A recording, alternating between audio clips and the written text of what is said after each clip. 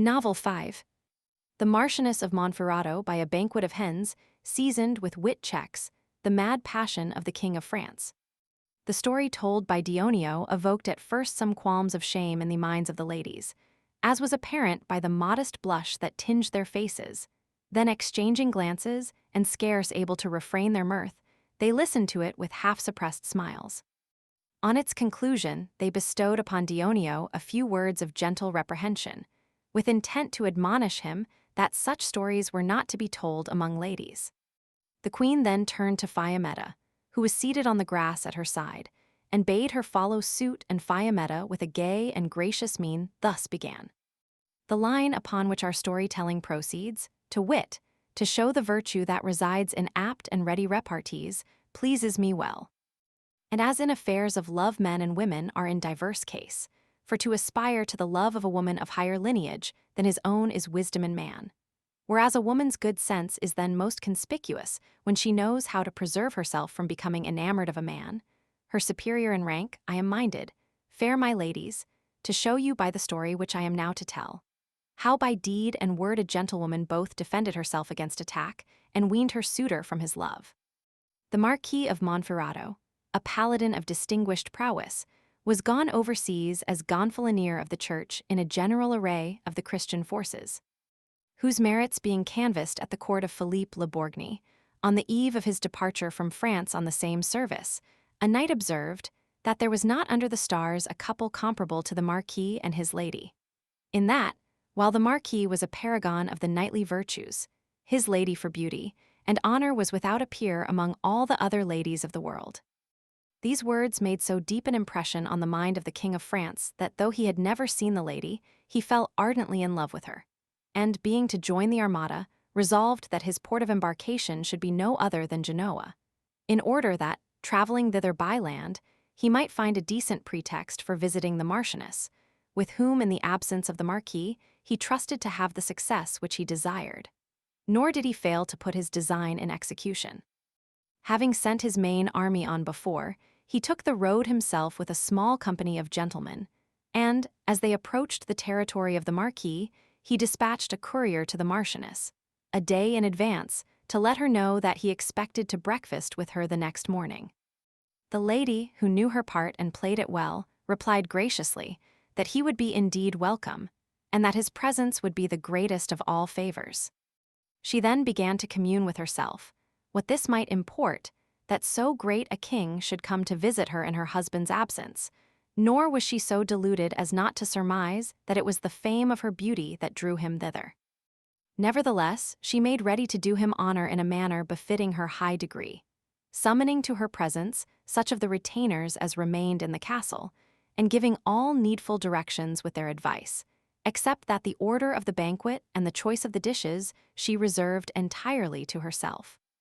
Then, having caused all the hens that could be found in the countryside to be brought with all speed into the castle, she bade her cooks furnish forth the royal table with divers dishes made exclusively of such fare. The king arrived on the appointed day, and was received by the lady with great and ceremonious cheer. Fair and noble and gracious seemed she in the eyes of the king beyond all that he had conceived from the knight's words, so that he was lost in admiration, and inly extolled her to the skies, his passion being the more inflamed in proportion as he found the lady surpass the idea which he had formed of her. A suite of rooms furnished with all the appointments befitting the reception of so great a king was placed at his disposal, and after a little rest, breakfast time being come, he and the Marchioness took their places at the same table, while his suite were honorably entertained at other boards according to their several qualities. Many courses were served with no lack of excellent and rare wines, whereby the king was mightily pleased, as also by the extraordinary beauty of the Marchioness, on whom his eye from time to time rested. However, as course followed course, the king observed with some surprise that, though the dishes were diverse, yet they were all but variations of one and the same fare, to wit, the pullet. Besides which he knew that the domain was one which could not but afford plenty of divers sorts of game, and by forewarning the lady of his approach, he had allowed time for hunting. Yet, for all his surprise, he would not broach the question more directly with her than by a reference to her hens. So, Turning to her with a smile, he said, "Madam, do hens grow in this country without so much as a single cock?" The Marchioness, who perfectly apprehended the drift of the question, saw in it an opportunity, sent her by God, of evincing her virtuous resolution, so casting a haughty glance upon the king she answered thus, "Sire, no. But the women, though they may differ somewhat from others in dress and rank, are yet of the same nature here as elsewhere." The significance of the banquet of pullets was made manifest to the king by these words, as also the virtue which they veiled. He perceived that on a lady of such a temper words would be wasted, and that force was out of the question.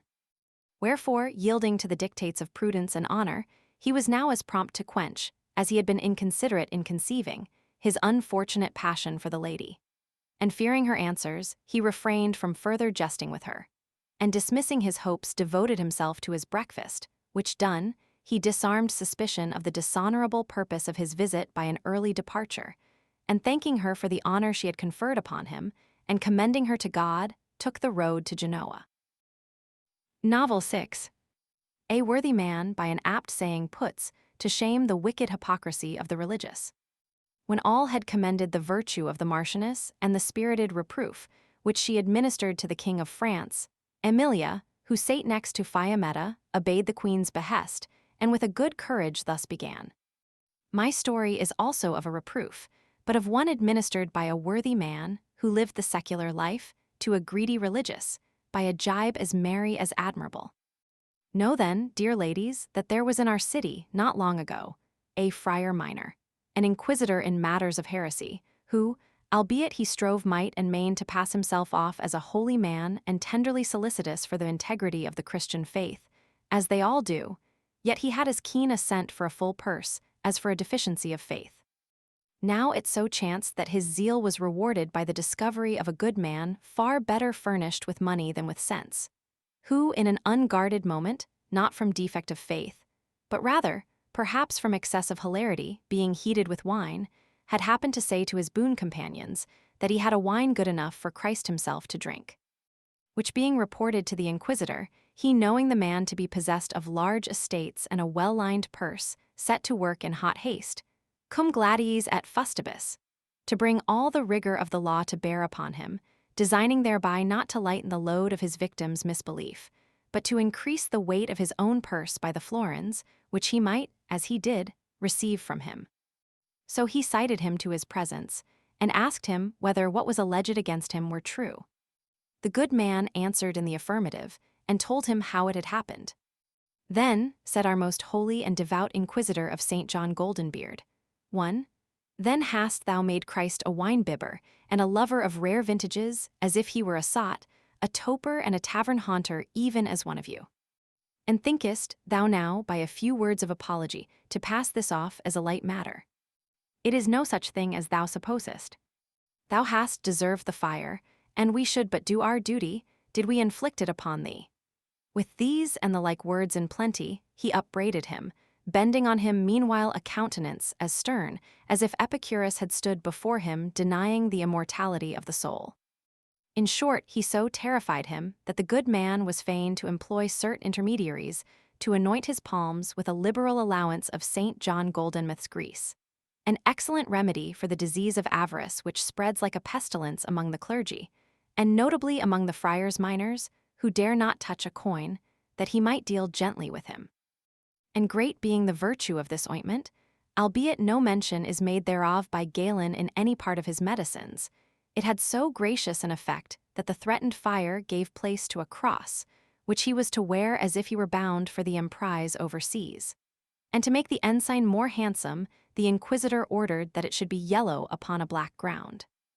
Besides which, after pocketing the coin, he kept him dangling about him for some days, bidding him by way of penance hear Mass every morning at Santa Croce, and afterwards wait upon him at the breakfast hour, after which he was free to do as he pleased for the rest of the day. All which he most carefully observed. And so it fell out that one of these mornings there were chanted at the Mass, at which he assisted the following words of the Gospel, "You shall receive an hundredfold, and shall possess eternal life." With these words deeply graven in his memory, he presented himself, as he was bidden, before the inquisitor where he sate taking his breakfast, and being asked whether he had heard Mass that morning, he promptly answered, Yes, sir.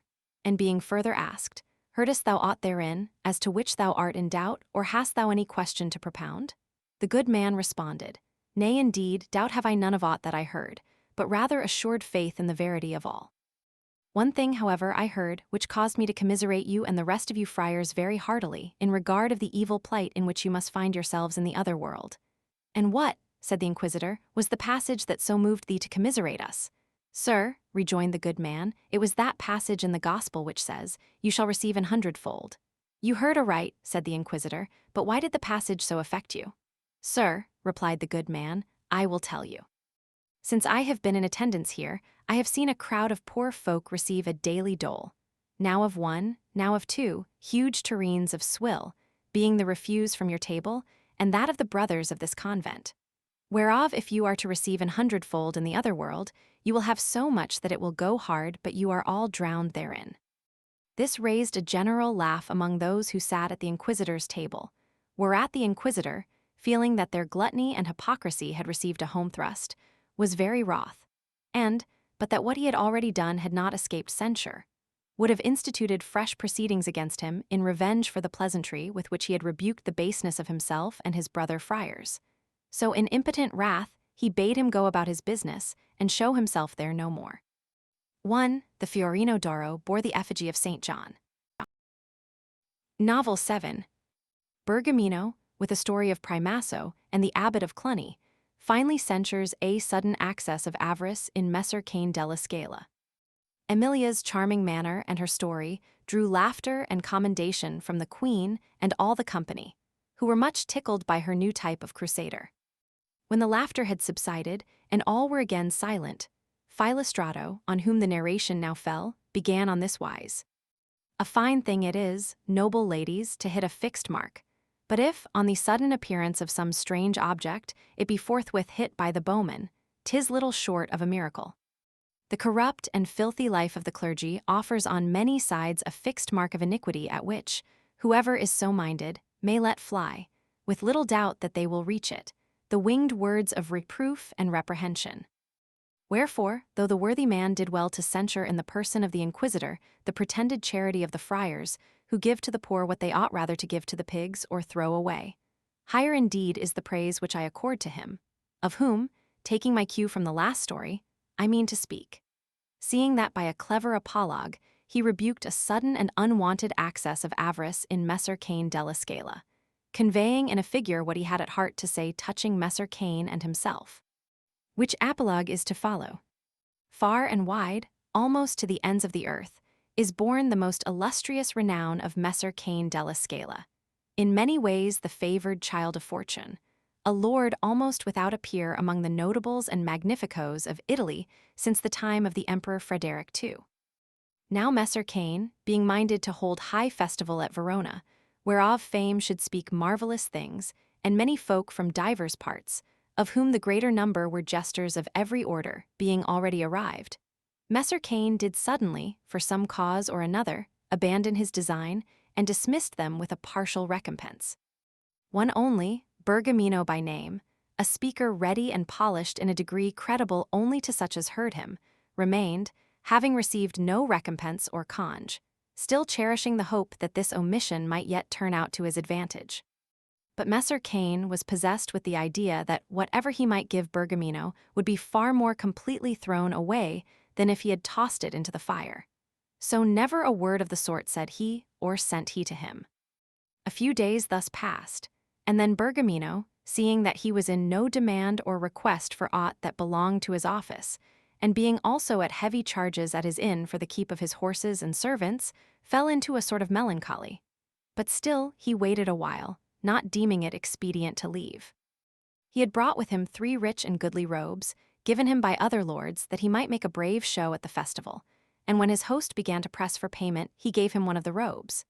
Afterwards, there being still much outstanding against him, he must needs, if he would tarry longer at the inn, give the host the 2nd robe. After which he began to live on the 3rd, being minded remain there, as long as it would hold out in expectation of better luck, and then to take his departure.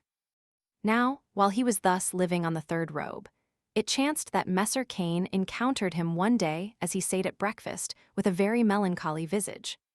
which Messer Cain observing, said, rather to tease him than expecting to elicit from him any pleasant retort. What ails thee, Bergamino, that thou art still so melancholy? Let me know the reason why. Whereupon Bergamino, without a moment's reflection, told the following story, which could not have fitted his own case more exactly if it had been long premeditated. My lord, you must know that Primaso was a grammarian of great eminence, and excellent and quick beyond all others in versifying, whereby he waxed so notable and famous that, albeit he was not everywhere known by sight, yet there were scarce any that did not at least by name and report know who Primaso was.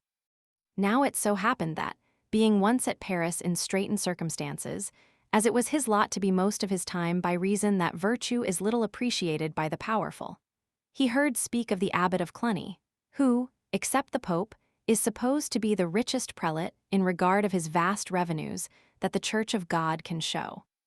And marvelous and magnificent things were told him of the perpetual court which the abbot kept, and how, wherever he was, he denied not to any that came there either meat or drink, so only that he preferred his request while the abbot was at table.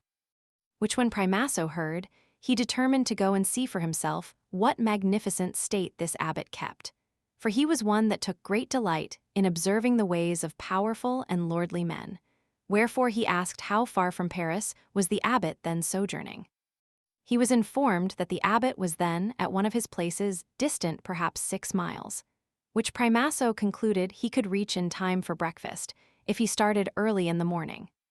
When he had learned the way, he found that no one else was traveling by it, and fearing lest by mischance he should lose it, and so find himself where it would not be easy for him to get food, he determined to obviate so disagreeable a contingency by taking with him 3 loaves of bread as for drink. Water, though not much to his taste, was, he supposed, to be found everywhere. So, having disposed the loaves in the fold of his tunic, he took the road and made such progress that he reached the abbot's place of sojourn before the breakfast hour. Having entered, he made the circuit of the entire place, observing everything, the vast array of tables, and the vast kitchen well appointed with all things needful for the preparation and service of the breakfast, and saying to himself, in very truth this man is even such a magnifico as he is reported to be. While his attention was thus occupied, the abbot's seneschal, it being now breakfast time, gave order to serve water for the hands, which being washen, they sat them all down to breakfast. Now it so happened that Primaso was placed immediately in front of the door by which the abbot must pass from his chamber into the hall, in which, according to rule of his court, neither wine, nor bread, nor aught else drinkable or eatable was ever set on the tables before he made his appearance and was seated. The seneschal, therefore, having set the tables, sent word to the abbot that all was now ready, and they waited only his pleasure. So the abbot gave the word, the door of his chamber was thrown open, and he took a step or 2 forward towards the hall, gazing straight in front of him as he went. Thus it fell out that the first man on whom he set eyes was Primaso, who was in very sorry trim. The abbot, who knew him not by sight, no sooner saw him, than surprised by a churlish mood to which he had hitherto been an entire stranger, he said to himself, so it is to such as this man that I give my hospitality. And going back into the chamber he bade lock the door, and asked of his attendants whether the vile fellow that sate at table directly opposite the door was known to any of them, who, one and all, answered in the negative. Primaso waited a little, but he was not used to fast, and his journey had whetted his appetite. So, as the abbot did not return, he drew out one of the loaves which he had brought with him, and began to eat. The abbot, after a while, bade one of his servants go see whether Primaso were gone. The servant returned with the answer, no, sir, and what is more, he is eating a loaf of bread, which he seems to have brought with him. Be it so then, said the abbot, who was vexed that he was not gone of his own accord, but was not disposed to turn him out. Let him eat his own bread, if he have any, for he shall have none of ours today. By Primaso, having finished his first loaf, began, as the abbot did not make his appearance, to eat the second, which was likewise reported to the abbot, who had again sent to see if he were gone. Finally, as the abbot still delayed his coming, Primaso, having finished the second loaf, began upon the third, whereof, once more, word was carried to the abbot, who now began to commune with himself and say, alas, my soul, what unwonted mood harborest thou today? What avarice? What scorn? And of whom? I have given my hospitality, now for many a year, to whoso craved it, without looking to see whether he were gentle or churl, poor or rich, merchant or cheat, and mine eyes have seen it squandered on vile fellows without number. And not of that which I feel towards this man ever entered my mind. Assuredly, it cannot be that he is a man of no consequence, who is the occasion of this access of avarice in me. Though he seem to me a vile fellow, he must be some great man, that my mind is thus obstinately averse to do him honor. Of which musings the upshot was that he sent to inquire who the vile fellow was, and learning that he was Primaso, come to see if what he had heard of his magnificent state were true, he was stricken with shame, having heard of old Primaso's fame, and knowing him to be a great man. Wherefore, being zealous to make him the amend, he studied to do him honor in many ways. And after breakfast, that his garb might accord with his native dignity, he caused him to be nobly arrayed, and setting him upon a palfrey and filling his purse, left it to his own choice, whether to go or to stay. So Primaso, with a full heart, thanked him for his courtesy in terms the amplest that he could command, and, having left Paris afoot, returned thither on horseback. Messer Cain was shrewd enough to apprehend Bergamino's meaning perfectly well without a gloss, and said with a smile, "Bergamino, thy parable is apt, and declares to me very plainly thy losses, my avarice, and what thou desirest of me. And in good sooth this access of avarice, of which thou art the occasion, is the first that I have experienced. But I will expel the intruder with the baton which thou thyself hast furnished." So he paid Bergamino's reckoning, habited him nobly in one of his own robes, gave him money and a palfrey, and left it for the time at his discretion, whether to go or to stay. Novel 8. Guglielmo Borsiere, by a neat retort, sharply censures avarice in Messer Ermino de Grimaldi. Next Philostrato was seated Loretta, who, when the praises bestowed on Bergamino's address had ceased, knowing that it was now her turn to speak, waited not for the word of command, but with a charming graciousness thus began. The last novel, dear gossips, prompts me to relate how a worthy man, likewise a jester, reprehended not without success the greed of a very wealthy merchant. And though the burden of my story is not unlike the last, yet perchance it may not on that account be the less appreciated by you, because it has a happy termination. Know then that in Genoa there dwelt long ago a gentleman, who was known as Messer Ermino de Grimaldi, and whose wealth, both in lands and money, was generally supposed to be far in excess of that of any other burgher then in Italy. And as in wealth he was without a rival in Italy, so in meanness and avarice there was not any in the entire world, however richly endowed with those qualities, whom he did not immeasurably surpass, insomuch that not only did he keep a tight grip upon his purse when honor was to be done to another, but in his personal expenditure, even upon things meet and proper, contrary to the general custom of the Genoese, whose wont is to array themselves nobly, he was extremely penurious, as also in his outlay upon his table. Wherefore, not without just cause, folk had dropped his surname de Grimaldi, and called him instead Messer Ermino Avarizia.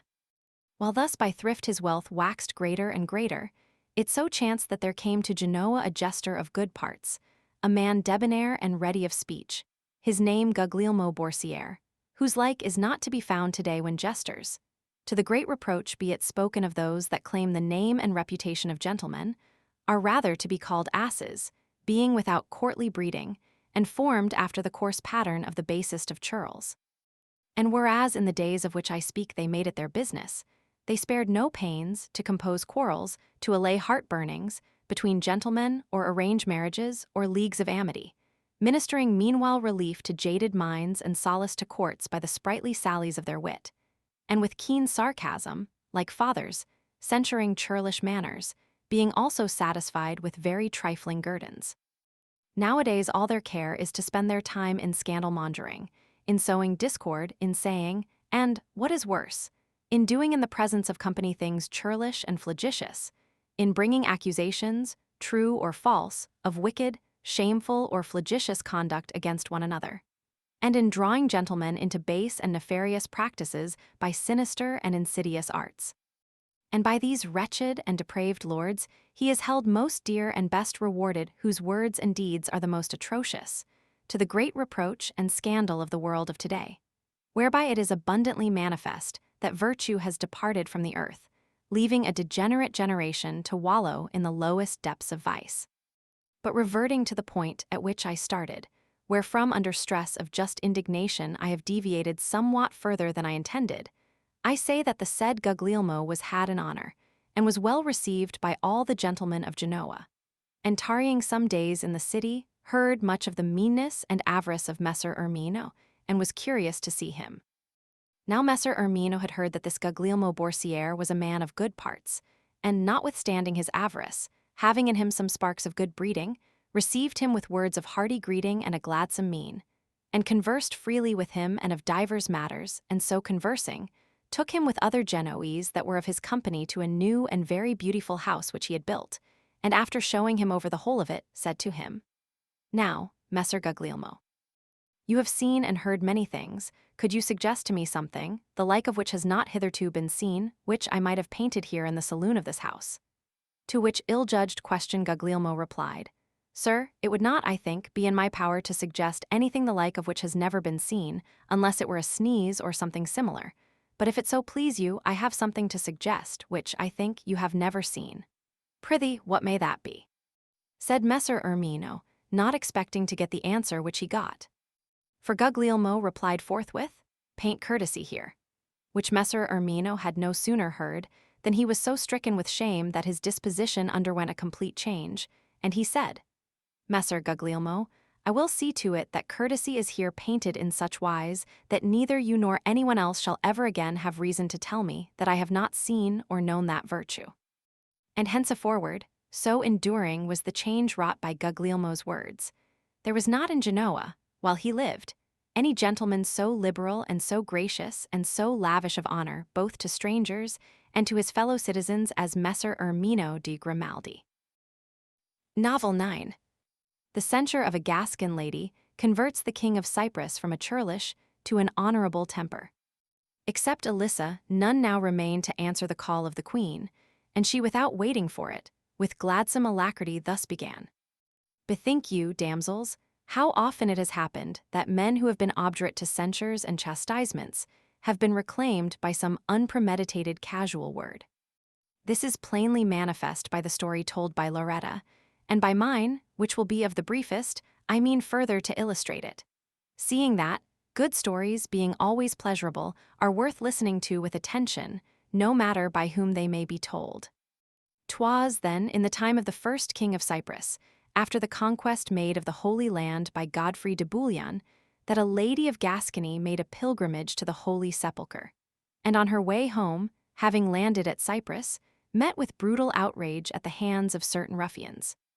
Broken-hearted and disconsolate, she determined to make her complaint to the king, but she was told that it would be all in vain, because so spiritless and faint was he that he not only neglected to avenge affronts put upon others, but endured with a reprehensible tameness those which were offered to himself, insomuch that whoso had any ill humor to vent took occasion to vex or mortify him.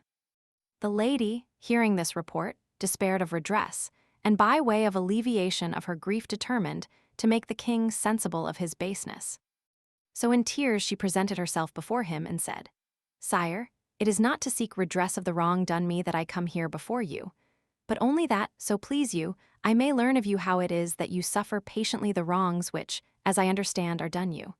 That thus schooled by you in patience I may endure my own, which, God knows, I would gladly, were it possible, transfer to you, seeing that you are so well fitted to bear them." These words aroused the hitherto sluggish and apathetic king, as it were from sleep. He redressed the lady's wrong, and having thus made a beginning, thenceforth meted out the most rigorous justice to all that in any wise offended against the majesty of his crown. Novel 10. Master Alberto de Bologna honorably puts to shame a lady who sought occasion to put him to shame in that he was in love with her. After Alyssa had done, it only remained for the queen to conclude the day's storytelling, and thus with manner debonair did she begin. As stars in the serene expanse of heaven, as in springtime flowers in the green pastures, so, Honorable damsels, in the hour of rare and excellent converse is wit with its bright sallies. Which, being brief, are much more proper for ladies than for men, seeing that prolixity of speech, when brevity is possible, is much less allowable to them. Albeit, shame be to us all and all our generation, few ladies or none are left today who understand aught that is wittily said, or understanding are able to answer it. For the place of those graces of the spirit which distinguished the ladies of the past has now been usurped by adornments of the person. And she whose dress is most richly and variously and curiously dight, accounts herself more worthy to be had in honor, forgetting that, were one but so to array him, an ass would carry a far greater load of finery than any of them, and for all that be not a whit the more deserving of honor. I blush to say this, for in censuring others I condemn myself. Tricked out, bedecked, bedizened thus, we are either silent and impassive as statues, or, if we answer aught that is said to us, much better were it we had held our peace.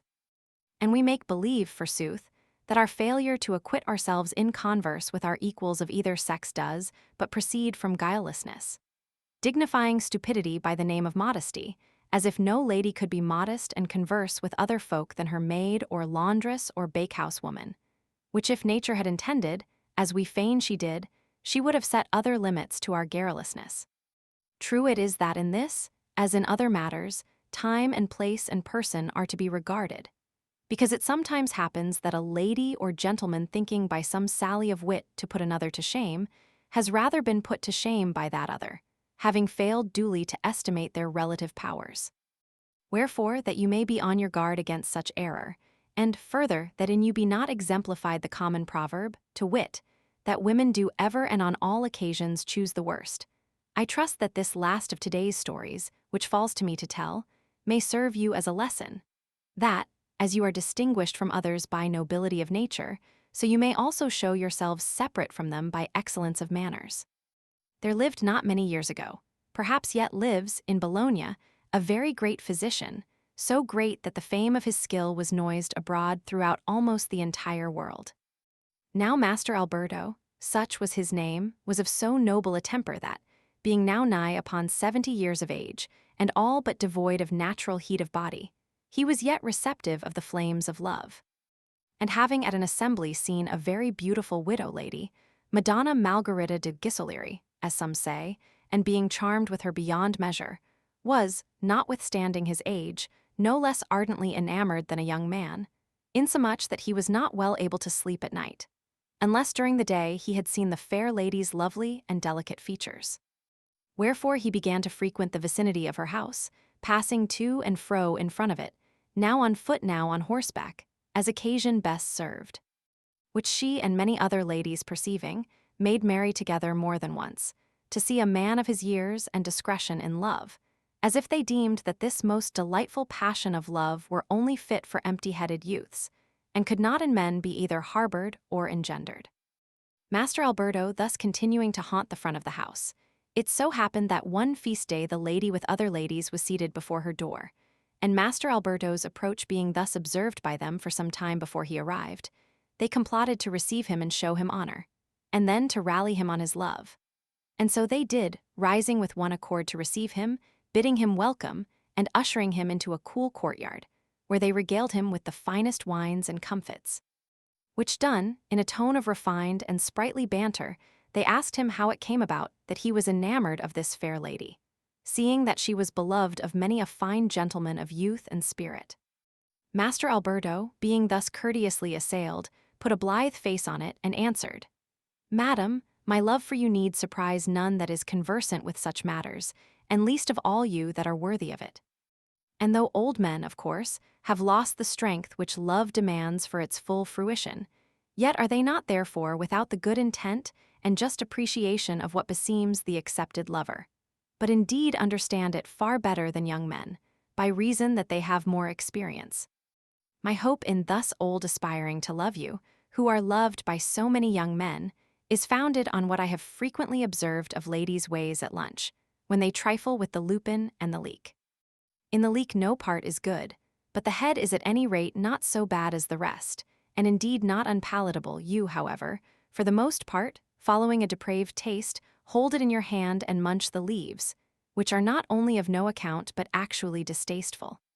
How am I to know, madam, that in your selection of lovers, you are not equally eccentric?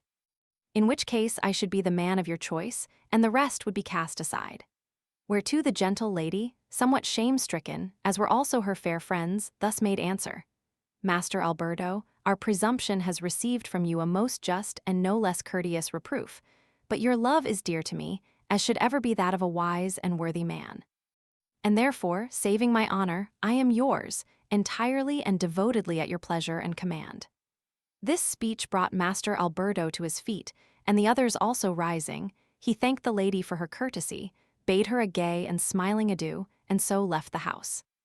Thus the lady, not considering on whom she exercised her wit, thinking to conquer was conquered herself, against which mishap you, if you are discreet, will ever be most strictly on your guard. As the young ladies and the 3 young men finished their storytelling, the sun was westering, and the heat of the day in great measure abated. Which their queen observing, debonairly thus she spoke: Now, dear gossips, my day of sovereignty draws to a close, and naught remains for me to do but to give you a new queen, by whom on the morrow our common life may be ordered as she may deem best in a course of seemly pleasure. And though there seems to be still some interval between day and night, yet, as whoso does not in some degree anticipate the course of time, cannot well provide for the future. And in order that what the new queen shall decide to be meet for the morrow may be made ready beforehand, I decree that, from this time forth, the days begin at this hour. And so in reverent submission to him in whom is the life of all beings, for our comfort and solace we commit the governance of our realm for the morrow into the hands of Queen Philomna, most discreet of damsels. So saying, she arose, took the laurel wreath from her brow, and with a gesture of reverence set it on the brow of Philomna, whom she then, and after her all the other ladies and the young men, saluted as queen, doing her due and graceful homage. Queen Philomna modestly blushed a little to find herself thus invested with the sovereignty. But being put on her mettle by Pampinia's recent admonitions, she was minded not to seem awkward, and soon recovered her composure. She then began by confirming all the appointments made by Pampinia, and making all needful arrangements for the following morning and evening, which they were to pass where they then were. Whereupon she thus spoke: Dearest gossips, though, thanks rather to Pampinia's courtesy than to merit of mine, I am made queen of you all, yet I am not on that account minded to have respect merely to my own judgment in the governance of our life, but to unite your wisdom with mine, and that you may understand what I think of doing, and by consequence may be able to amplify or curtail it at your pleasure, I will in few words make known to you my purpose. The course observed by Pampinia today, if I have judged aright, seems to be alike commendable and delectable. Wherefore, until by lapse of time, or for some other cause, it grow tedious, I purpose not to alter it. So when we have arranged for what we have already taken in hand, we will go hence and enjoy a short walk. At sundown we will sup in the cool, and we will then sing a few songs and otherwise divert ourselves until it is time to go to sleep. Tomorrow we will rise in the cool of the morning, and after enjoying another walk, each at his or her sweet will, we will return, as today, and in due time break our fast, dance, sleep, and having risen, will here resume our storytelling, wherein, methinks, pleasure and profit unite in superabundant measure. True it is that Pampinia, by reason of her late election to the sovereignty, neglected one matter, which I mean to introduce, to wit, the circumscription of the topic of our storytelling, and its preassignment, that each may be able to premeditate some apt story bearing upon the theme. And seeing that from the beginning of the world fortune has made men the sport of divers accidents, and so it will continue until the end, the theme, so please you, shall in each case be the same. To wit, the fortune of such as after divers adventures have at last attained a goal of unexpected felicity. The ladies and the young men alike commended the rule thus laid down, and agreed to follow it. Dionio, however, when the rest had done speaking, said, Madam, as all the rest have said, so say I briefly that the rule prescribed by you is commendable and delectable. But of your especial grace I crave a favor, which I trust may be granted and continued to me, so long as our company shall endure. Which favor is this, that I be not bound by the assigned theme if I am not so minded, but that I have leave to choose such topic as best shall please me. And lest any suppose that I crave this grace as one that has not stories ready to hand, I am henceforth content that mine be always the last. The queen, knowing him to be a merry and facetious fellow, and feeling sure that he only craved this favor in order that, if the company were jaded, he might have an opportunity to recreate them by some amusing story, gladly, with the consent of the rest, granted his petition. She then rose, and attended by the rest sauntered towards a stream, which, issuing clear as crystal from a neighboring hill, precipitated itself into a valley shaded by trees close, set amid living rock and fresh green herbage. Bare of foot and arm, they entered the stream, and roving hither and thither amused themselves in divers ways, till in due time they returned to the palace, and gaily supped. Supper ended, the queen sent for instruments of music, and bade Loretta lead a dance, while Emilia was to sing a song accompanied by Dionio on the lute. Accordingly Loretta led a dance, while Emilia with passion sang the following song. So fain I am of my own loveliness, I hope, nor think not ere the weight to feel of other amorousness. When in the mirror I my face behold, that see I there which doth my mind content, nor any present hap or memory old may me deprive of such sweet ravishment. Where else, then, should I find such blandishment of sight and sense, that ere my heart should know another amorousness? Nor need I fear lest the fair thing retreat. When fain I am my solace to renew, rather, I know, 'twill me advance to meet, to pleasure me, and show so sweet a view that speech or thought of none its semblance true paint or conceive may err, unless he burn with even such amorousness. Thereon, as more intent I gaze, the fire waxeth within me hourly, more and more myself I yield thereto, myself entire, and foretaste have of what it hath in store, and hope of greater joyance than before, nay, such as ne'er none knew, for ne'er was felt such amorousness. This ballade, to which all heartily responded, albeit its words furnished much matter of thought to some, was followed by some other dances, and part of the brief night being thus spent, the queen proclaimed the first day ended, and bade light the torches that all might go to rest until the following morning. And so, seeking their several chambers, to rest they went. Endeth here the first day of the Decameron. Beginneth the second, in which, under the rule of Philomna, they discourse of the fortunes of such as after divers misadventures have at last attained a goal of unexpected felicity.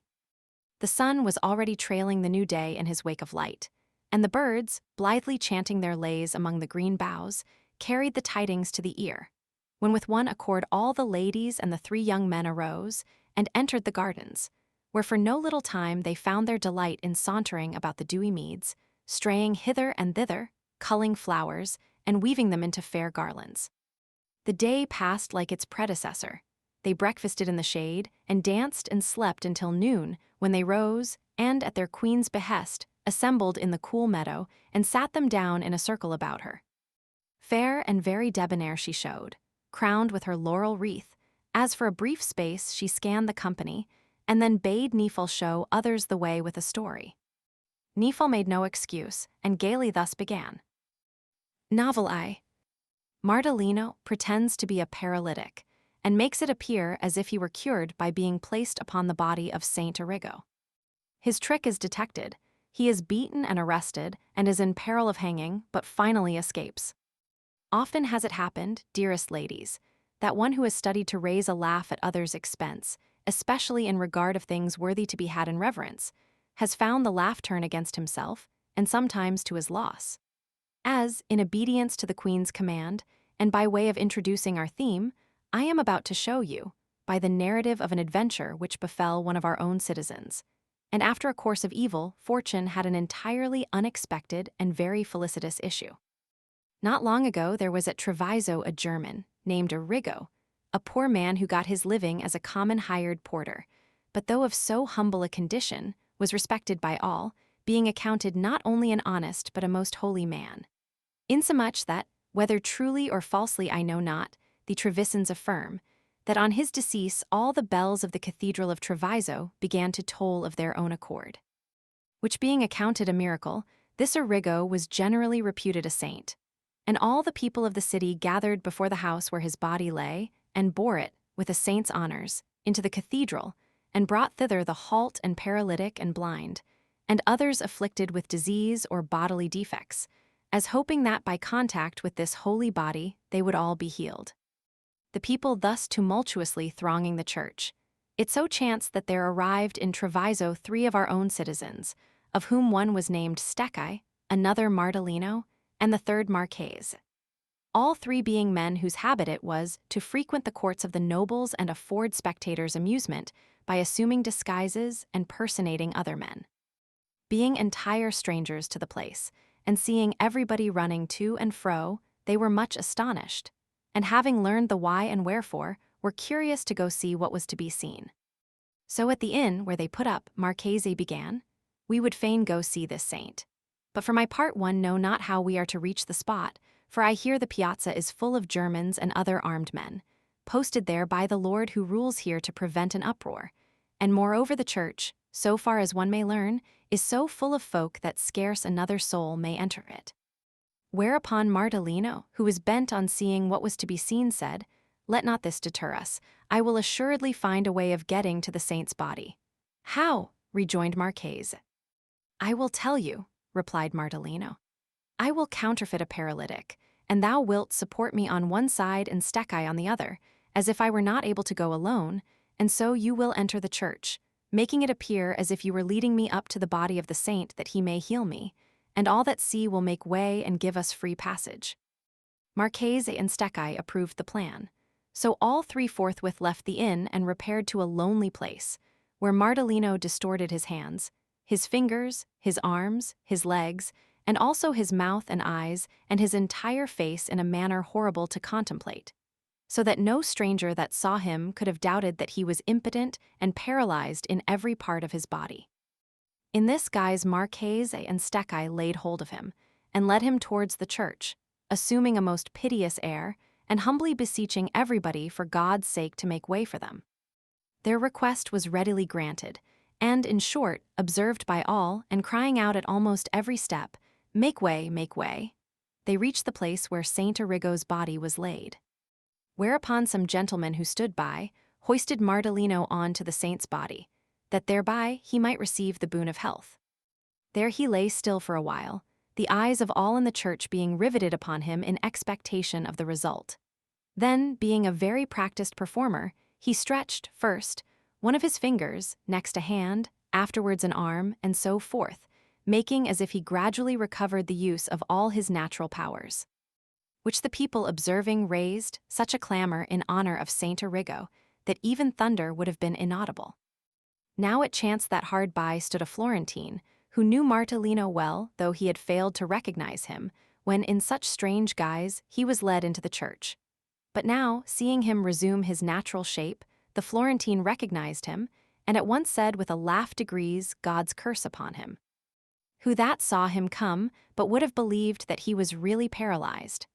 These words were overheard by some of the Trevisans, who began forthwith to question the Florentine.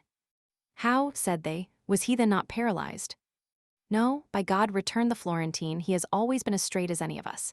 He has merely shewn you that he knows better than any man alive how to play this trick of putting on any counterfeit semblance that he chooses."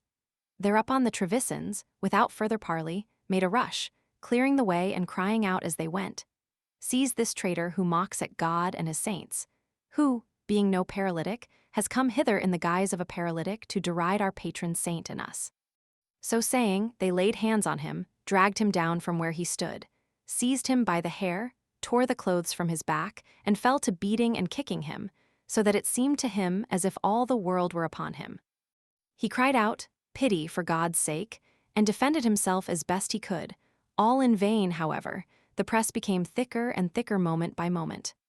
Which Stecchi and Marchese observing began to say one to the other that 'twas a bad business. Yet, being apprehensive on their own account, they did not venture to come to his assistance, but cried out with the rest that he ought to die, at the same time, however, casting about how they might find the means to rescue him from the hands of the people, who would certainly have killed him, but for a diversion which Marchese hastily effected. The entire posse of the signori being just outside, he ran off at full speed to the podesta's lieutenant, and said to him, "Help, for God's sake. There is a villain here that has cut my purse with full 100 florins of gold in it. Prithee have him arrested that I may have my own again." Whereupon, 12 sergeants or more ran forthwith to the place where hapless Martellino was being carted without a comb, and, forcing their way with the utmost difficulty through the throng, rescued him all bruised and battered from their hands, and led him to the palace, whither he was followed by many who, resenting what he had done, and hearing that he was arrested as a cut-purse, and lacking better pretext for harassing him, began one and all to charge him with having cut their purses. All which the deputy of the podesta had no sooner heard, than being a harsh man, he straightway took Mardalino aside and began to examine him. Mardalino answered his questions in a bantering tone, making light of the arrest. Whereat the deputy, losing patience, had him bound to the strappado, and caused him to receive a few hints of the cord with intent to extort from him a confession of his guilt, by way of preliminary to hanging him. Taken down from the strappado and questioned by the deputy if what his accusers said were true, Mardalino, as nothing was to be gained by denial, answered, "My lord, I am ready to confess the truth. Let but my accusers say, each of them, when and where I cut his purse, and I will tell you what I have and what I have not done." "So be it," said the deputy, and caused a few of them to be summoned. Whereupon Mardalino, being charged with having cut this, that or the other man's purse 6 or 4 days ago, while others averred that he had cut their purses that very day, answered thus, "My lord, these men lie in the throat, and for token that I speak true, I tell you that, so far from having been here as long as they make out, it is but very lately that I came into these parts, where I never was before.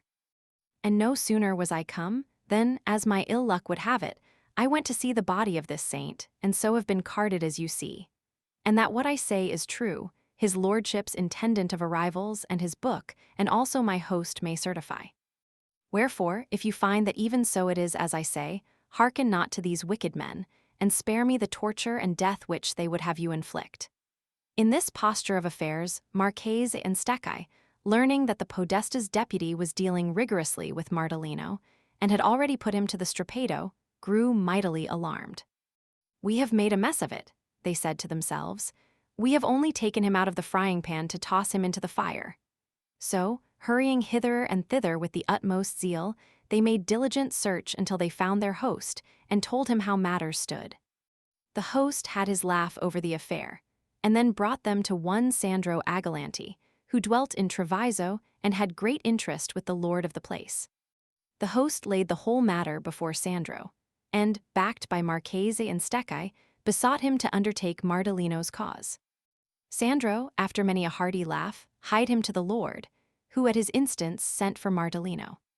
The messengers found Mardalino still in his shirt before the deputy, at his wits' end, and all but beside himself with fear, because the deputy would hear nothing that he said in his defense. Indeed, the deputy, having a spite against Florentines, had quite made up his mind to have him hanged. He was therefore in the last degree reluctant to surrender him to the lord, and only did so upon compulsion. Brought at length before the lord, Mardalino detailed to him the whole affair, and prayed him as the greatest of favors to let him depart in peace. The lord had a hearty laugh over the adventure, and bestowed a tunic on each of the three. So, congratulating themselves on their unexpected deliverance from so great a peril, they returned home safe and sound. Novel 2. Rinaldo d'Asti is robbed, arrives at Castel Guglielmo, and is entertained by a widow lady. His property is restored to him, and he returns home safe and sound. The ladies and the young men, especially Philostrato, laughed inordinately at Nephel's narrative of Mardalino's misadventures. Then Philostrato, who sate next Nephel, received the queen's command to follow her, and promptly thus began.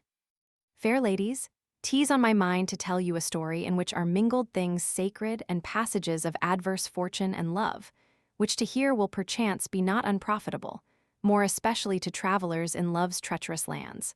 Of whom if any fail to say St. Julian's paternoster, it often happens that, though he may have a good bed, he is ill lodged. Know then that in the time of the Marquis Azzo de Ferrara, a merchant, Rinaldo d'Asti by name, having disposed of certain affairs which had brought him to Bologna, set his face homeward, and having left Ferrara behind him was on his way to Verona, when he fell in with some men that looked like merchants, but were in truth robbers and men of evil life and condition, whose company he imprudently joined, riding and conversing with them. They, perceiving that he was a merchant, and judging that he must have money about him, complotted to rob him on the first opportunity. And to obviate suspicion, they played the part of worthy and reputable men, their discourse of naught but what was seemly and honorable and leal, their demeanor at once as respectful and as cordial as they could make it. So that he deemed himself very lucky to have met with them, being otherwise alone save for a single mounted servant. Journeying thus, they conversed after the desultory manner of travelers, of divers matters, until at last they fell a-talking of the prayers which men address to God, and one of the robbers there were three of them said to Rinaldo, "And you, gentle sir, what is your wonted orison when you are on your travels?" Rinaldo answered, "Why, to tell the truth, I am a man unskilled, unlearned in such matters, and few prayers have I at my command, being one that lives in the good old way and lets 2 soldi count for 24 deniers. Nevertheless, it has always been my custom in journeying to say of a morning, as I leave the inn, a paternoster and an Ave Maria for the souls of the father and mother of St. Julian, after which pray God and St. Julian to provide me with a good inn for the night. And many a time in the course of my life have I met with great perils by the way, and evading them all have found comfortable quarters for the night, whereby my faith is assured that St. Julian, in whose honor I say my paternoster, has got me this favor of God, nor should I look for a prosperous journey and a safe arrival at night if I had not said it in the morning." Then said his interrogator, "And did you say it this morning?" Whereto Rinaldo answered, "Troth, did I," which caused the other, who by this time knew what course matters would take, to say to himself, "'Twill prove to have been said in the nick of time, for if we do not miscarry, I take it thou wilt have but a sorry lodging." Then turning to Rinaldo he said, "I also have travelled much, and never a prayer have I said though I have heard them much, commended by many, nor has it ever been my lot to find other than good quarters for the night. It may be that this very evening you will be able to determine which of us has the better lodging, you that have said the paternoster, or I that have not said it. True, however, it is that in its stead I am accustomed to say the duru pisti, or the intemerata, or the de profundis, which, if what my grandmother used to say is to be believed, are of the greatest efficacy." So, talking of divers matters, and ever on the lookout for time and place suited to their evil purpose, they continued their journey until towards evening, some distance from Castel Guglielmo, as they were about to ford a stream, these three ruffians, profiting by the lateness of the hour and the loneliness and straitness of the place, set upon Rinaldo and robbed him, and leaving him afoot and in his shirt, said by way of adieu, "Go now, and see if thy St. Julian will provide thee with good lodging tonight. Our saint, we doubt not, will do as much by us." And so crossing the stream, they went their way. Rinaldo's servant, coward that he was, did nothing to help his master when he saw him attacked, but turned his horse's head and was off at a smart pace. Nor did he draw rein until he was come to Castel Guglielmo, where, it being now evening, he put up at an inn and gave himself no further trouble. Rinaldo, left barefoot and stripped to his shirt, while the night closed in very cold and snowy, was at his wits' end, and shivering so that his teeth chattered in his head, began to peer about, if haply he might find some shelter for the night, that so he might not perish with the cold. But seeing none, for during a recent war the whole country had been wasted by fire, he set off for Castel Guglielmo, quickening his pace by reason of the cold. Whether his servant had taken refuge in Castel Guglielmo or elsewhere, he knew not, but he thought that, could he but enter the town, God would surely send him some succor. However, dark night overtook him while he was still about a mile from the castle, so that on his arrival he found the gates already locked and the bridges raised, and he could not pass in. Sick at heart, disconsolate, and bewailing his evil fortune, he looked about for some place where he might ensconce himself, and at any rate find shelter from the snow. And by good luck he espied a house, built with a balcony a little above the castle wall, under which balcony he purposed to shelter himself until daybreak. Arrived at the spot, he found beneath the balcony a postern, which, however, was locked, and having gathered some bits of straw that lay about, he placed them in front of the postern, and there in sad and sorrowful plight took up his quarters, with many a piteous appeal to St. Julian, whom he reproached for not better rewarding the faith which he reposed in him. St. Julian, however, had not abandoned him, and in due time provided him with a good lodging. There was in the castle a widow lady of extraordinary beauty, none fairer, whom Marquis Azzo loved as his own life, and kept there for his pleasure. She lived in the very same house beneath the balcony of which Rinaldo had posted himself. Now it chanced that that very day the Marquis had come to Castel Guglielmo to pass the night with her, and had privily caused a bath to be made ready, and a supper suited to his rank, in the lady's own house. The arrangements were complete, and only the Marquis was stayed for, when a servant happened to present himself at the castle gate, bringing tidings for the Marquis which obliged him suddenly to take horse. He therefore sent word to the lady that she must not wait for him, and forthwith took his departure. The lady, somewhat disconsolate, found nothing better to do than to get into the bath which had been intended for the Marquis, sup and go to bed. So into the bath she went. The bath was close to the postern on the other side of which hapless Rinaldo had ensconced himself, and thus the mournful and quavering music which Rinaldo made as he shuddered in the cold, and which seemed rather to proceed from a stork's beak than from the mouth of a human being, was audible to the lady in the bath. She therefore called her maid and said to her, "Go up and look out over the wall and down at the postern, and mark who is there, and what he is, and what he does there." The maid obeyed, and, the night being fine, had no difficulty in making out Rinaldo as he sate there, barefoot, as I have said, and in his shirt, and trembling in every limb. So she called out to him, to know who he was. Rinaldo, who could scarcely articulate for shivering, told as briefly as he could who he was, and how and why he came to be there. Which done, he began piteously to beseech her not, if she could avoid it, to leave him there all night to perish of cold. The maid went back to her mistress full of pity for Rinaldo, and told her all she had seen and heard. The lady felt no less pity for Rinaldo, and bethinking her that she had the key of the postern by which the Marquis sometimes entered when he paid her a secret visit, she said to the maid, "Go, and let him in softly. Here is this supper, and there will be none to eat it, and we can very well put him up for the night." Cordially commending her mistress's humanity, the maid went and let Rinaldo in and brought him to the lady, who, seeing that he was all but dead with cold, said to him, "Quick, good man, get into that bath, which is still warm." Gladly he did so, awaiting no second invitation, and was so much comforted by its warmth that he seemed to have passed from death to life. The lady provided him with a suit of clothes, which had been worn by her husband shortly before his death, and which, when he had them on, looked as if they had been made for him. So he recovered heart, and, while he awaited the lady's commands, gave thanks to God and Saint Julian for delivering him from a woeful night and conducting him, as it seemed, to comfortable quarters. The lady meanwhile took a little rest, after which she had a roaring fire put in one of her large rooms, whither presently she came, and asked her maid how the good man did. The maid replied, "Madam, he has put on the clothes in which he shows to advantage, having a handsome person and seeming to be a worthy man and well-bred." "Go, call him then," said the lady. "Tell him to come hither to the fire, and we will sup, for I know that he has not supped."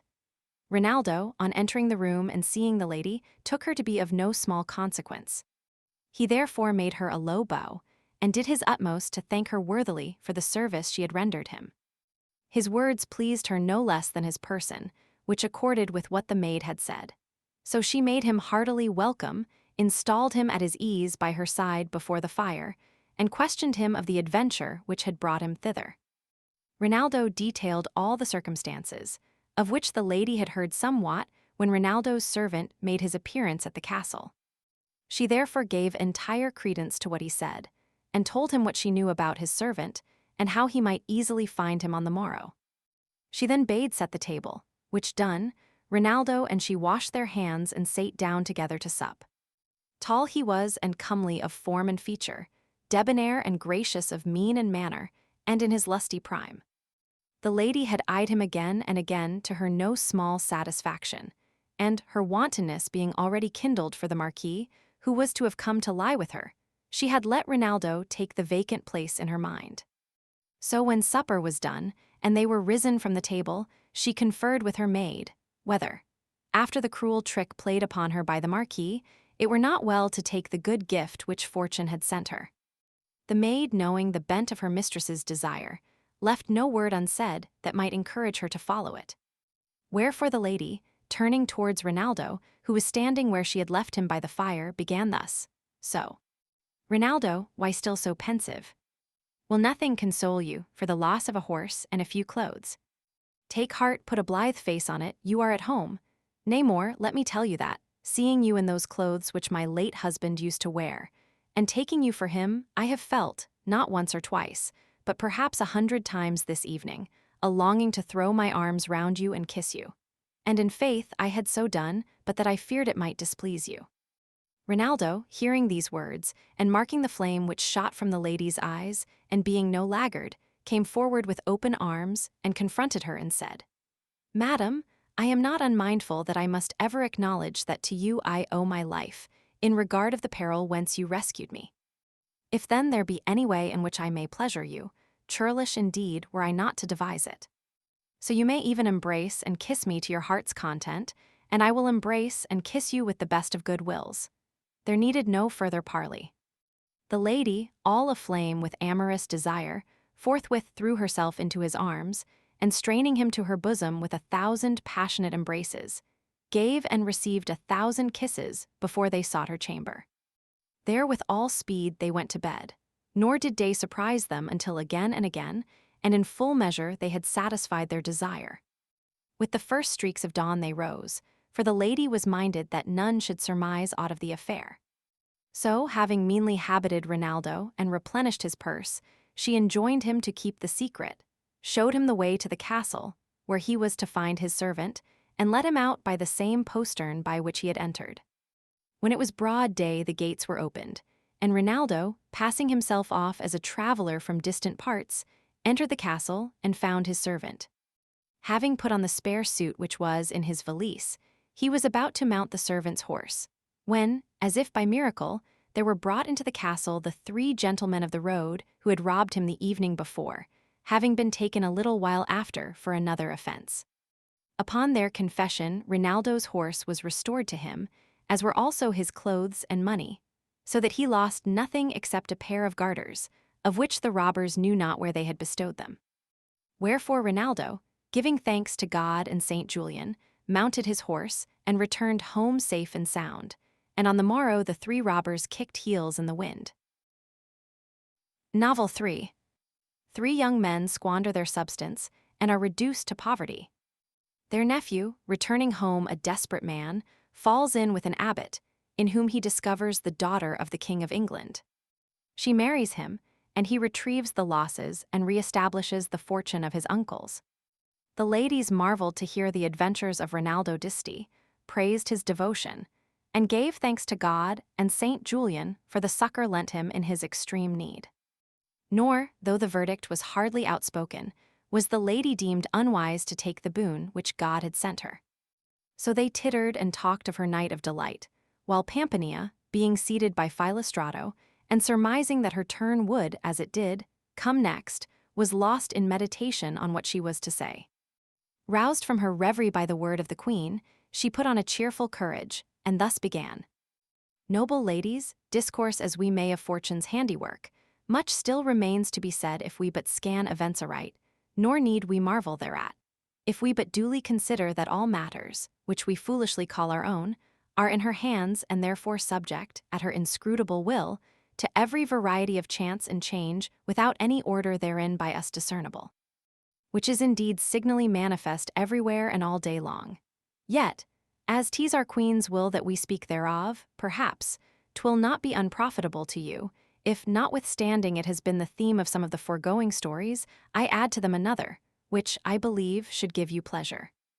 There was formerly in our city a knight, by name Messer Tidaldo, of the Lamberty, according to some, or, as others say, of the Agalanti family, perhaps for no better reason than that the occupation of his sons was similar to that which always was, and is the occupation of the Agalanti. However, without professing to determine which of the 2 houses he belonged to, I say that he was in his day a very wealthy knight, and had 3 sons, the eldest being by name Lamberto, the second Tidaldo, and the third Agalante.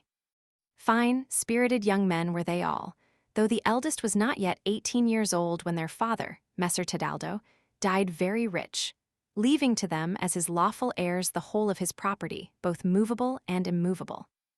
Finding themselves thus possessed of great wealth, both in money and in lands and chattels, they fell to spending without stint or restraint, indulging their every desire, maintaining a great establishment, and a large and well-filled stable, besides dogs and hawks, keeping ever open house, scattering largesses, jousting, and not content with these and the like pastimes proper to their condition, indulging every appetite natural to their youth.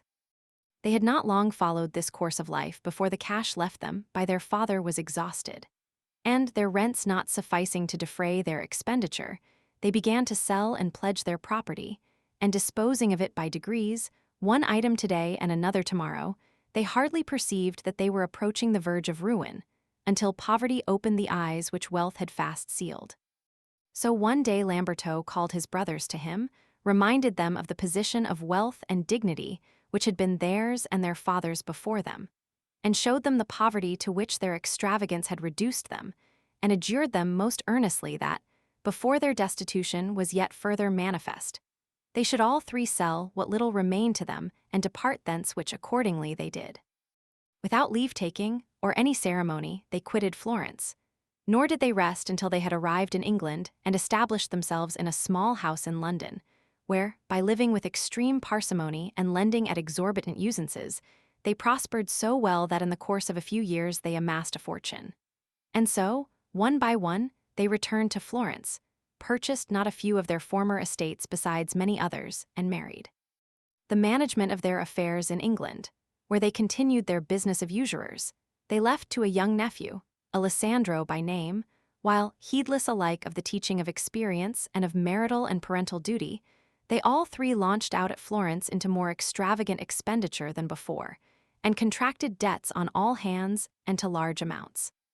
This expenditure they were enabled for some years to support by the remittances made by Alessandro, who, to his great profit, had lent money to the barons on the security of their castles and rents. While the three brothers thus continued to spend freely, and, when short of money, to borrow it, never doubting of help from England, it so happened that, to the surprise of everybody, there broke out in England a war between the king and his son, by which the whole island was divided into two camps, whereby Alessandro lost all his mortgages, of the baronial castles and every other source of income whatsoever. However, in the daily expectation that peace would be concluded between the king and his son, Alessandro, hoping that in that event all would be restored to him, principal and interest tarried in the island, and the three brothers at Florence in no degree retrenched their extravagant expenditure, but went on borrowing from day to day. Several years thus passed, and their hopes being frustrated, the three brothers not only lost credit, but, being pressed for payment by their creditors, were suddenly arrested, and, their property proving deficient, were kept in prison for the balance, while their wives and little children went into the country parts, or elsewhere, wretchedly equipped, and with no other prospect than to pass the rest of their days in destitution. Alessandro, meanwhile, seeing that the peace, which he had for several years awaited in England, did not come, and deeming that he would hazard his life to no purpose by tarrying longer in the country, made up his mind to return to Italy. He traveled at first altogether alone, but it so chanced that he left Bruges at the same time with an abbot, habited in white, attended by a numerous retinue, and preceded by a goodly baggage train. Behind the abbot rode two greybeard knights, kinsmen of the king, in whom Alessandro recognized acquaintances, and, making himself known to them, was readily received into their company. As thus they journeyed together, Alessandro softly asked them who the monks were that rode in front with so great a train, and whither they were bound. "The foremost rider," replied one of the knights, "is a young kinsman of ours, the newly elected abbot of one of the greatest abbeys of England. And as he is not of legal age for such a dignity, we are going with him to Rome to obtain the Holy Father's dispensation and his confirmation in the office. But this is not a matter for common talk." Now the new abbot, as lords are wont to do when they travel, was sometimes in front, sometimes in rear of his train. And thus it happened that, as he passed, he set eyes on Alessandro, who was still quite young and very shapely and well-favored, and as courteous, gracious, and debonair as e'er another.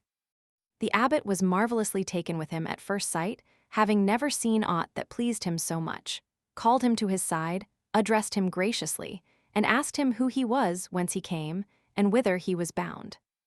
Alessandro frankly told all about himself, and having thus answered the abbot's questions, placed himself at his service as far as his small ability might extend.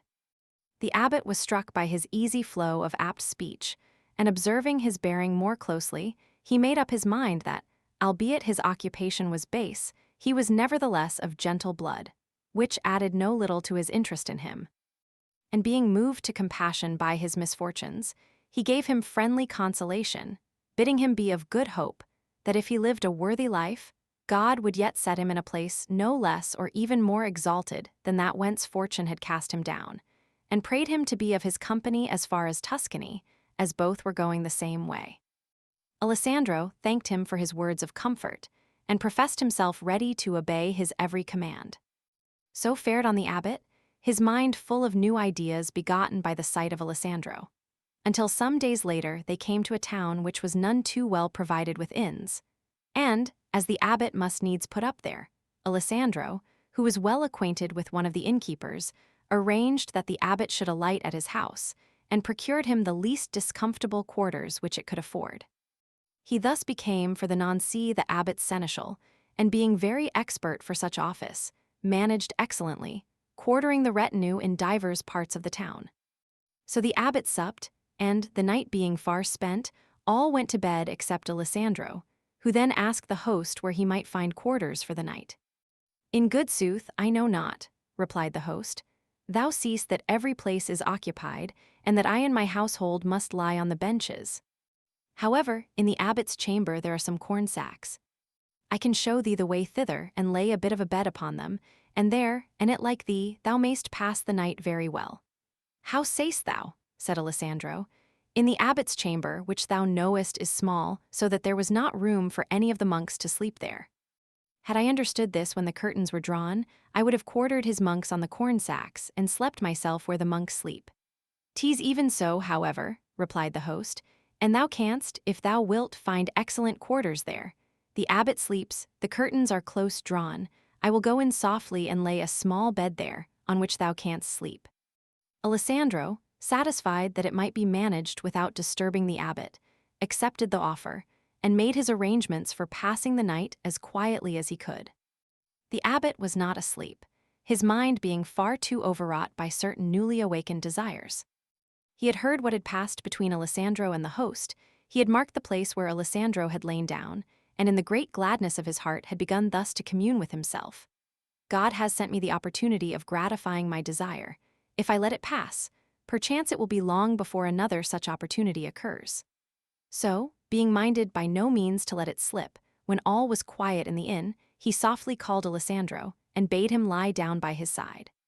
Alessandro made many excuses, but ended by undressing and obeying, whereupon the abbot laid a hand on Alessandro's breast, and began to caress him just as amorous girls do their lovers.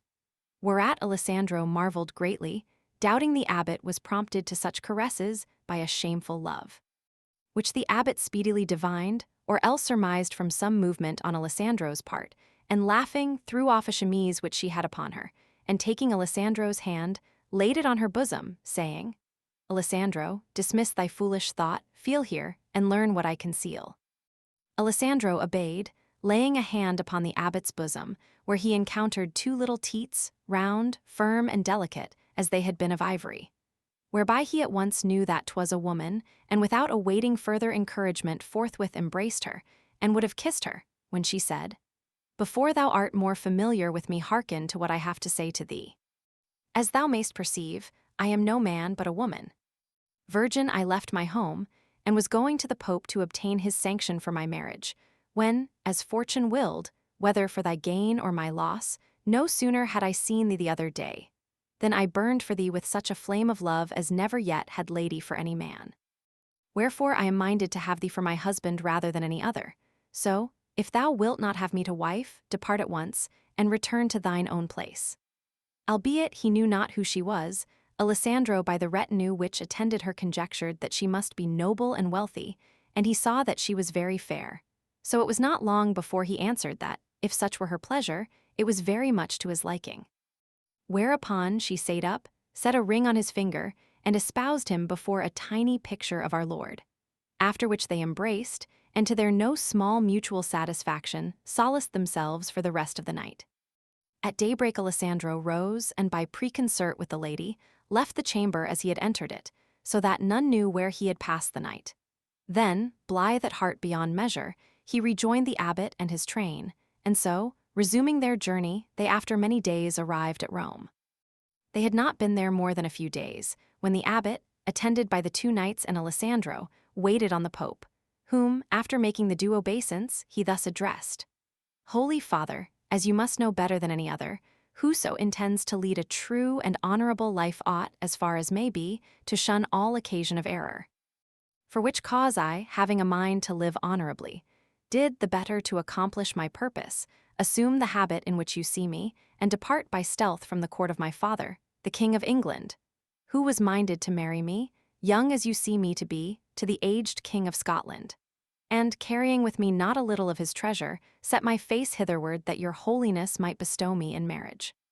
Nor was it the age of the King of Scotland that moved me to flee so much as fear, lest the frailty of my youth should, were I married to him, betray me to commit some breach of divine law, and sully the honor of my father's royal blood.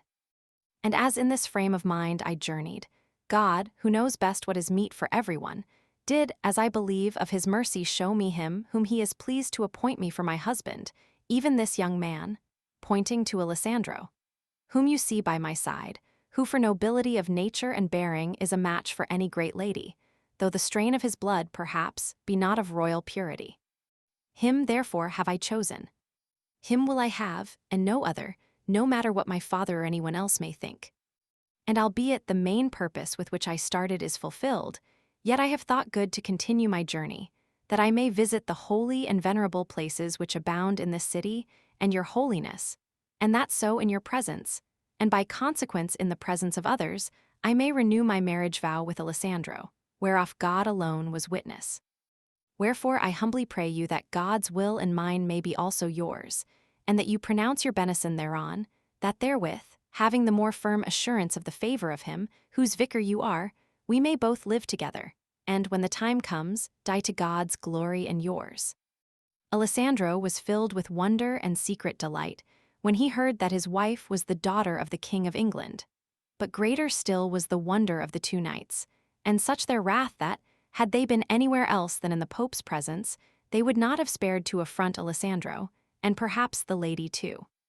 The Pope, on his part, found matter enough for wonder as well in the lady's habit as in her choice, but knowing that he could not refuse, he consented to grant her request.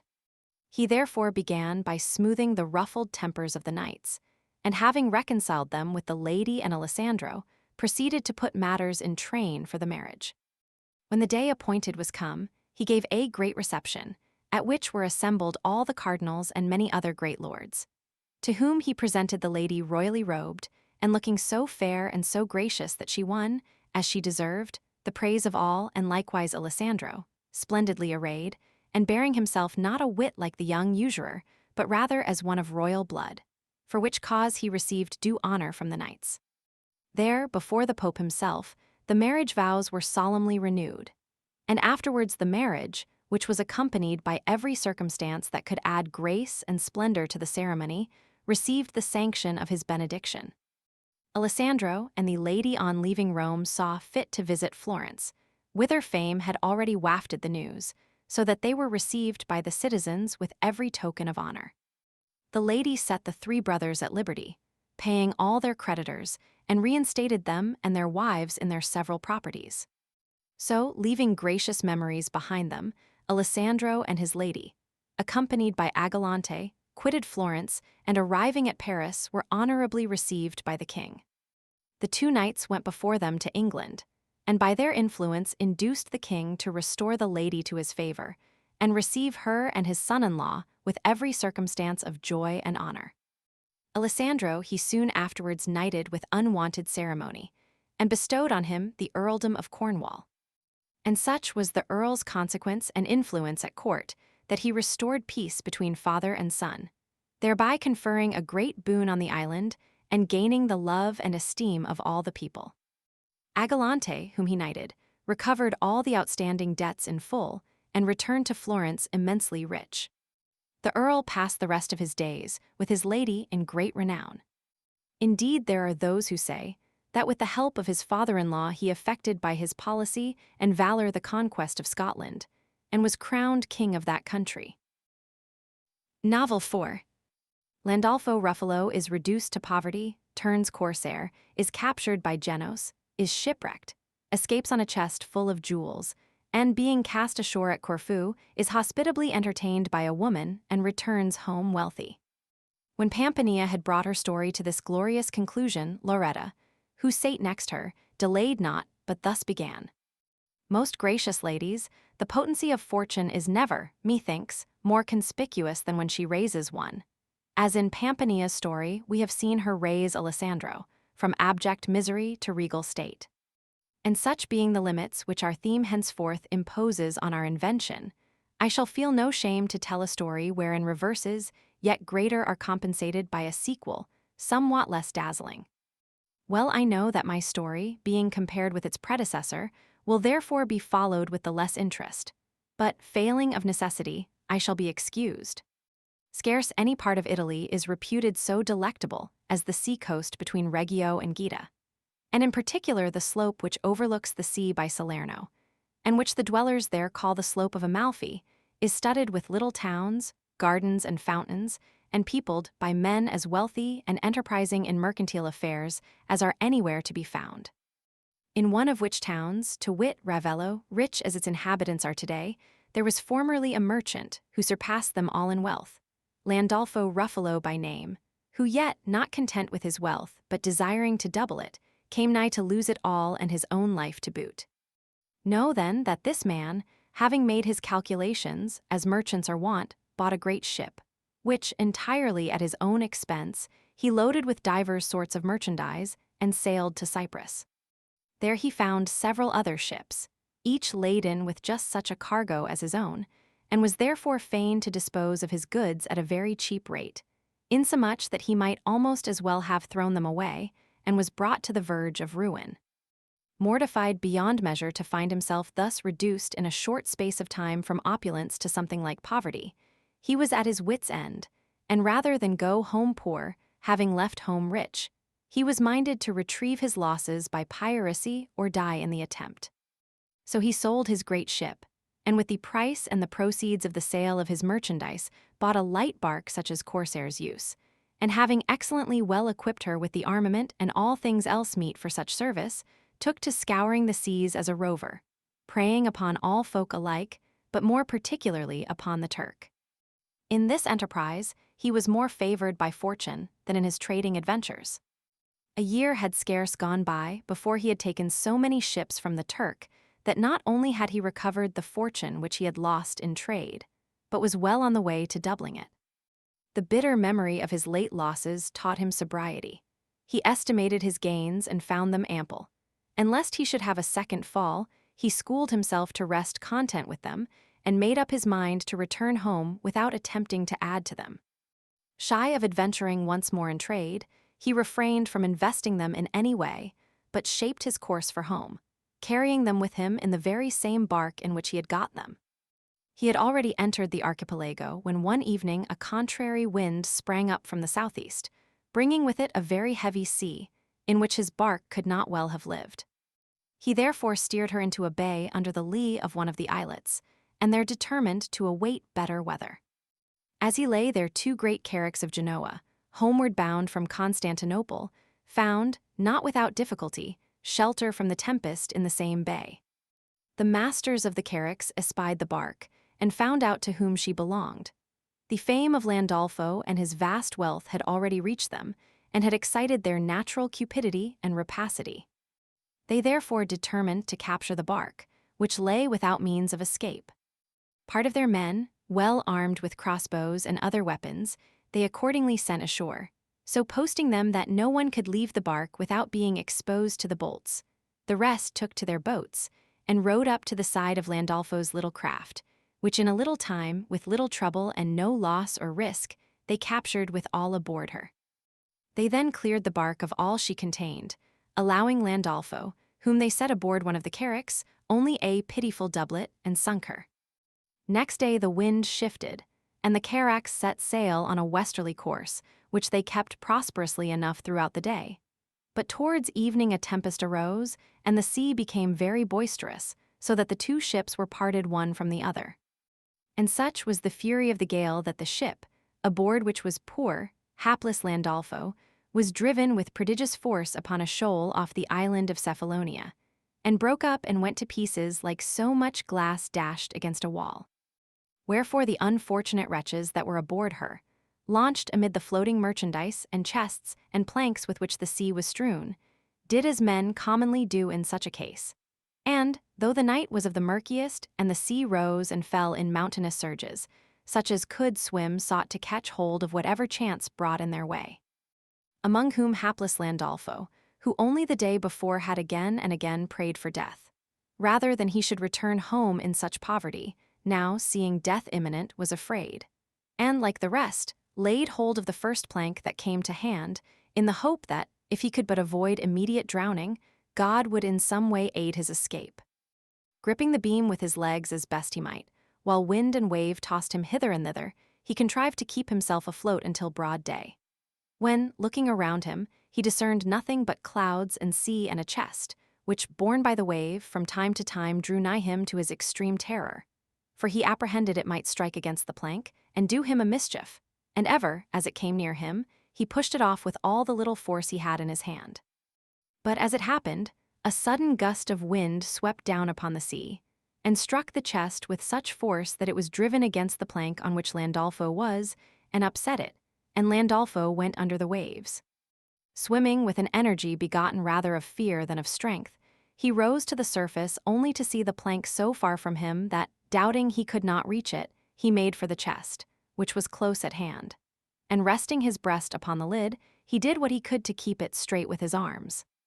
In this manner, tossed to and fro by the sea, without tasting food, for not a morsel had he with him, and drinking more than he cared for, knowing not where he was, and seeing nothing but the sea, he remained all that day and the following night.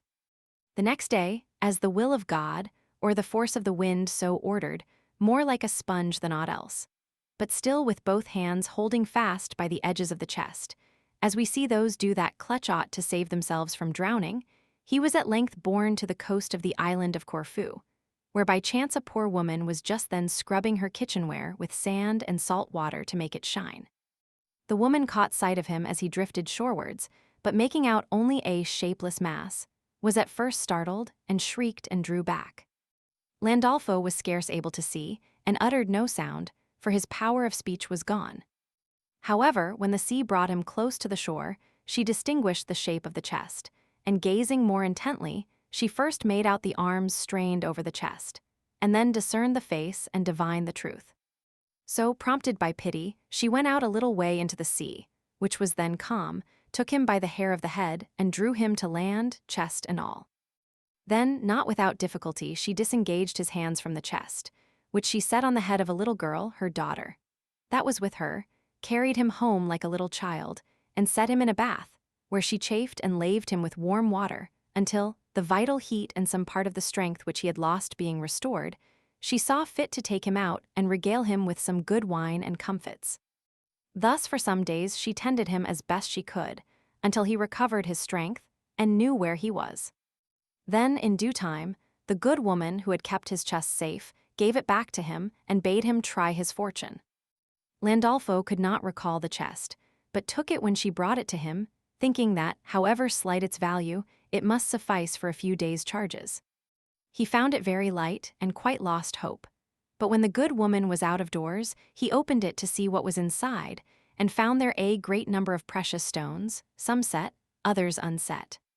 Having some knowledge of such matters, he saw at a glance that the stones were of great value. Wherefore, feeling that he was still not forsaken by God, he praised his name and quite recovered heart. But having in a brief space of time been twice shrewdly hit by the bolts of fortune, he was apprehensive of a third blow, and deemed it meet to use much circumspection in conveying his treasure home. So he wrapped it up in rags as best he could, telling the good woman that he had no more use for the chest, but she might keep it if she wished, and give him a sack in exchange. This the good woman readily did, and he, thanking her as heartily as he could for the service she had rendered him, threw his sack over his shoulders, and, taking ship, crossed to Brindisi. Thence he made his way by the coast as far as Trani, where he found some of his townsfolk that were drapers, to whom he narrated all his adventures except that of the chest. They in charity gave him a suit of clothes, and lent him a horse and their escort as far as Ravello, whither, he said, he was minded to return. There, thanking God for bringing him safe home, he opened his sack, and examining its contents with more care than before, found the number and fashion of the stones to be such that the sale of them at a moderate price, or even less, would leave him twice as rich as when he left Ravello. So, having disposed of his stones, he sent a large sum of money to Corfu in recompense of the service done him by the good woman who had rescued him from the sea, and also to his friends at Trani who had furnished him with the clothes. The residue he retained, and, making no more ventures in trade, lived and died in honorable estate.